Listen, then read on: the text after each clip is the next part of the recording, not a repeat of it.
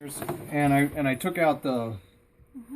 They usually have a big plate, round plate with flails that cut up the food, you know, to run it through. And you know, we don't.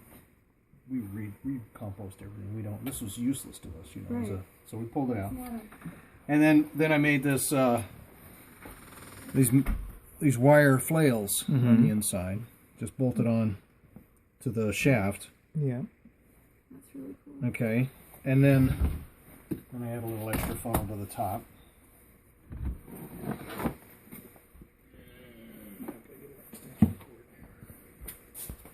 This is a hulless barley.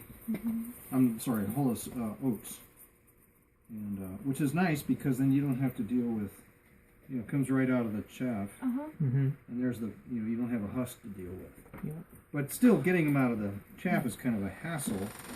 Whether you beat them outside or something like that. But what I do is when I harvest them, I just harvest the heads and just throw them in here.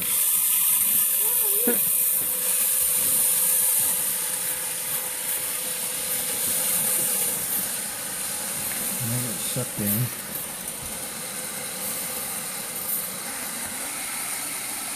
Man, Gosh, that's not much of a mess at all.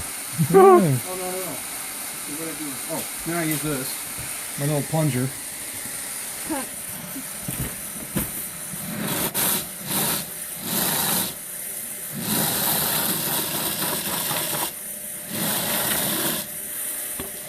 Make sure it's all.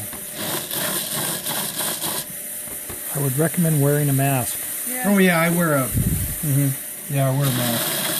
It does make a lot of dust.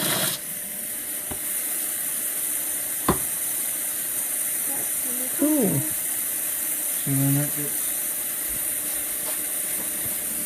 It's really neat to learn about. Oh yeah. And then this is what you end up with, right? Right. So then that I just winnow With a fan and. with a big tub. I use that big tub and then a fan. Cool. Winnow it. One really cool thing we've learned about since we've been here is the small scale grain production that can be done, you know, Oh yeah. on just a small Yeah. plot of land. Yeah. People just don't think it's possible. Exactly. While we're here, I'll grab That's great. something to show Mark and That's wonderful. And that'll work good.